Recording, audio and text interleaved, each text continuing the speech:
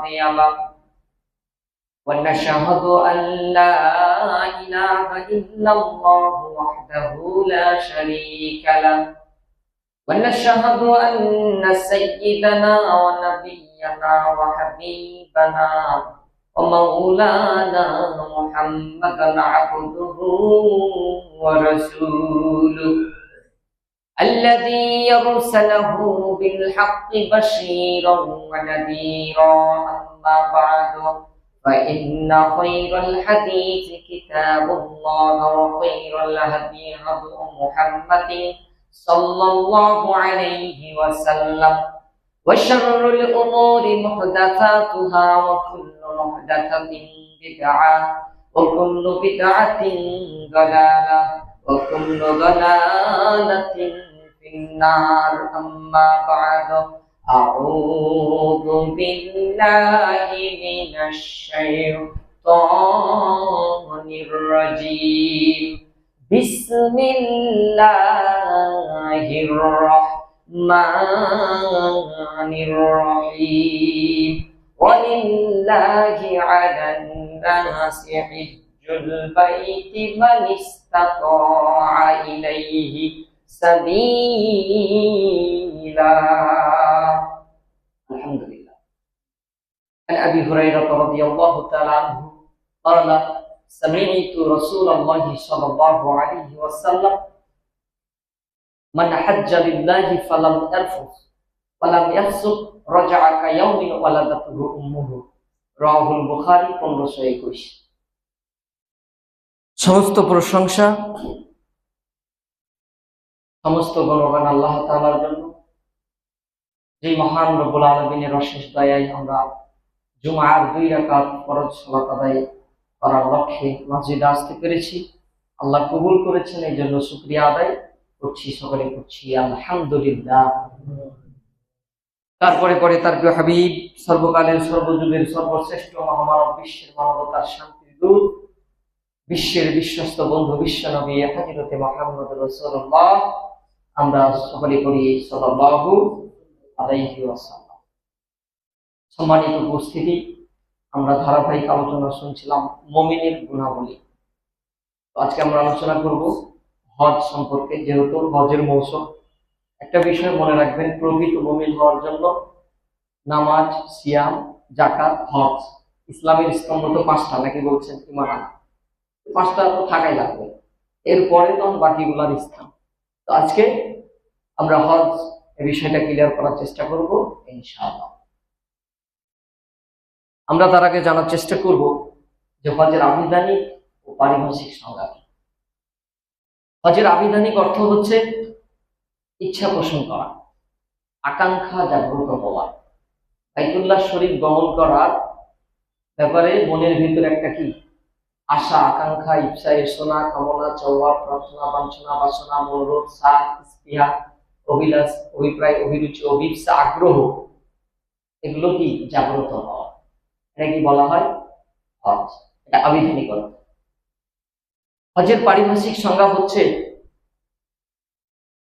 নির্দিষ্ট সময়ে আল্লাহর নৈকট্য লাভের উদ্দেশ্যে, আল্লাহর সন্তুষ্টি অর্জনের উদ্দেশ্যে নির্দিষ্ট সময়ে নির্দিষ্ট নিয়মে বাইতুল্লাহ শরীফ গমন করা, ইহরাম অবস্থায় তাওয়াফ, সাই এবং আরাফার ময়দানে নির্ধারিত বিধান সমূহের উপর আমল করার নামে হচ্ছে হজ। এই হজ আপনি ইচ্ছা করলেই যখন তখন কিন্তু পালন করতে পারবেন না। নির্দিষ্ট নিয়ম আছে, নির্দিষ্ট কি সময় আছে। ভাইরা আমার, আমরা এখন জানার চেষ্টা করব হজ কাদের জন্য ফরজ, হজ কাদেরকে করতে হবে, হজ ইসলামে কতটা গুরুত্বপূর্ণ ইবাদত, সে বিষয়টা আমরা ক্লিয়ার করার চেষ্টা করব।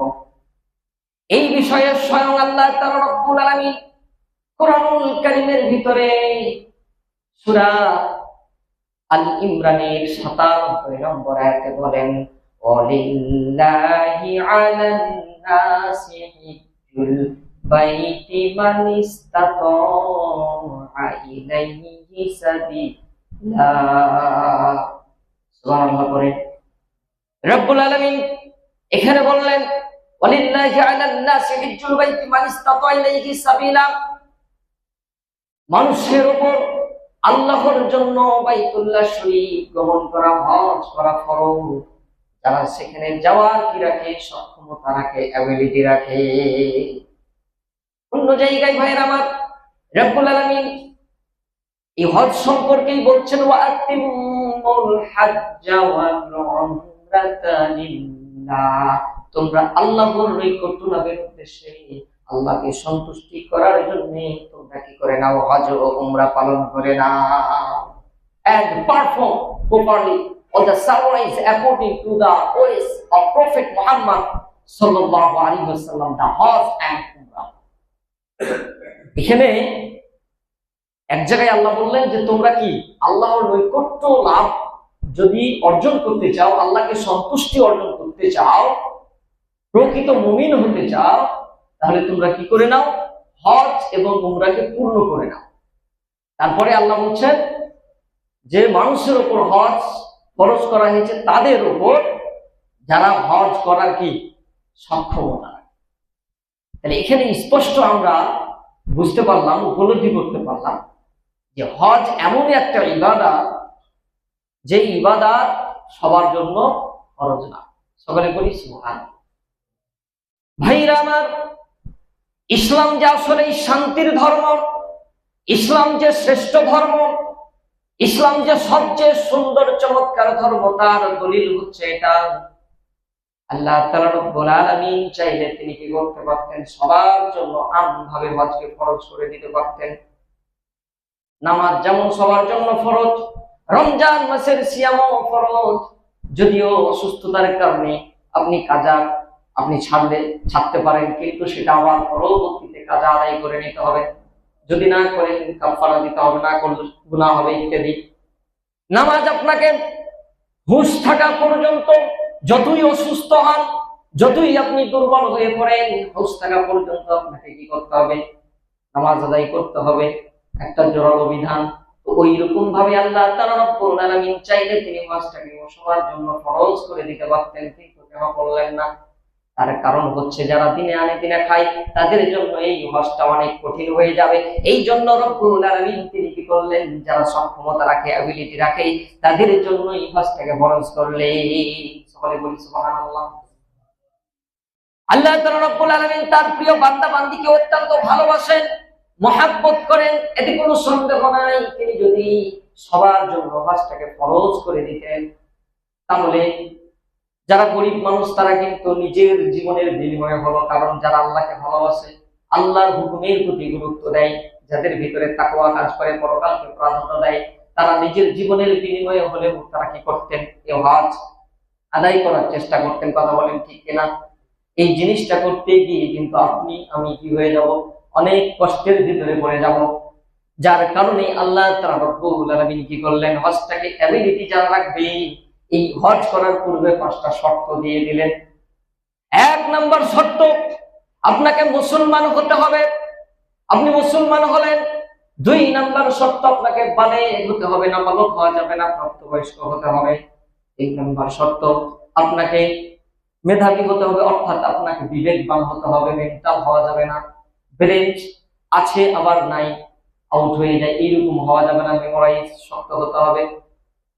4 নম্বর শর্ত, আপনাকে স্ট্রং হতে হবে, শক্তিশালী হতে হবে, দৌড়ার মতন, দৌড় দেওয়ার মতন সক্ষমতা রাখতে হবে, ক্ষমতা রাখতে হবে। আমরা দেখেছি অনেক সময় যুবক বয়সে হজ করে না, 40-50 বছর বয়সে হজ করে না, উনি হজ করেন 77 বছর বয়সে, 80 বছর বয়সে। কথা বলেন ঠিক কিনা? দুর্বল হয়ে পড়ে, যখন হাঁটতেই পারে না, দৌড়াইবে কি, ওখানে যে শহীদ হয়। তখন আল্লাহ ভালো জানে, কিন্তু এই শর্তগুলো আমাদের দেখার দরকার আছে। এই জন্য বিষয়টাকে ক্লিয়ার করে দিলেন। ভাইরা আমার, ইসলাম আপনাকে শিখিয়ে দিলে আপনাকে স্ট্রং হতে হবে, শক্তিশালী হতে হবে। তারপরে 5 নম্বর শর্তটা দিয়ে দিলেন, শুধু ওগুলো বলে হবে না, আপনার ভিতরে সক্ষমতাও থাকতে হবে অর্থ সম্পদের বিষয়ে। এখন আপনার অর্থ সম্পদ নাই, অনেকেই কি করেন, আল্লাহকে বেশি খুশি করার জন্য অনেকেই দেখবেন তিনি বলেন যে আমি হজ করবো, ঠিক আছে, উনি নিজের আত্মাকে কষ্ট দেয়, স্ত্রী সন্তানদের হক নষ্ট করে, 1 টাকা 2 টাকা 5 টাকা 10 টাকা করে জমা করে 20 বছরে 30 বছরে হজ করে। এই হজ আল্লাহর কাছে কবুল হবে না। কারণ আল্লাহ তাআলা রব্বুল আলামিন তার প্রিয় বান্দা বান্দীকে অনেক ভালোবাসেন। তার নিজের আত্মাকে শান্তি দিতে হবে, তার পরিবার আত্মাকেও শান্তি দিতে হবে, সুস্থ রাখতে হবে। সবকিছু মেনটেন করার পরে যদি আপনার অ্যাবিলিটি থাকে তাহলে এটা আপনার জন্য হজটা ফরজ। সকলে বলি সুবহানাল্লাহ। তাহলে আমরা আশা করি বিষয়টা আমরা ক্লিয়ার হতে পেরেছি যে হজ কাদের জন্য ফরজ। আর যদি বেশি আমরা আল্লাহর নৈকট্য লাভ করতে চাই, মনে করি যে করব, ওই রকম ভাবে যদি নিজের আত্মাকে কষ্ট দেয়, পরিবারকে কষ্ট দেয়, তাহলে এটা আপনার বোকামি হবে। এখন আল্লাহ ভালো জানে আপনার কি হবে, কারণ শর্ত তো দিয়েই দিয়েছে। এই শর্ত থাকলে কি আপনার হজ, ঠিক না?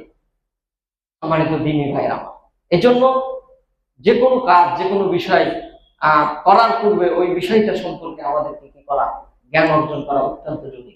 আগে জানতে হবে বিষয়টা সম্পর্কে, তারপরে তখন সেই জিনিসটা করতে হবে। তাহলে আমরা বুঝতে পারলাম হজ সকলের জন্য ফরজ না। হজ হচ্ছে যারা এই 5টা শর্ত পূরণ রাখে, এই 5টা বিষয়ের উপর পারফেক্টলি পরিপূর্ণ অ্যাবিলিটি রাখে, সক্ষমতা রাখে, তাদের জন্য হজ। এখন আমরা জানার চেষ্টা করবো এই হজ করলে আপনার লাভ কি, আপনার উপকার কি। এত এত সাধনা, একটা অর্থের বিষয়, একটা মোটা অঙ্কের টাকার বিষয়, ঠিক কিনা? আপনি এক দেশ থেকে আরেক দেশে যাবেন, আল্লাহর নৈকট্য লাভের উদ্দেশ্যেই তো যাবেন। এটার জন্য আসলে আল্লাহ আপনার কি পুরস্কার রেখেছেন, কি বেনিফিট রেখেছেন, এই বিষয়টা আমরা ক্লিয়ার করার চেষ্টা করি। সম্মানিত দ্বীনি ভাইরা আমার, হজ হচ্ছে অত্যন্ত গুরুত্বপূর্ণ ইবাদত।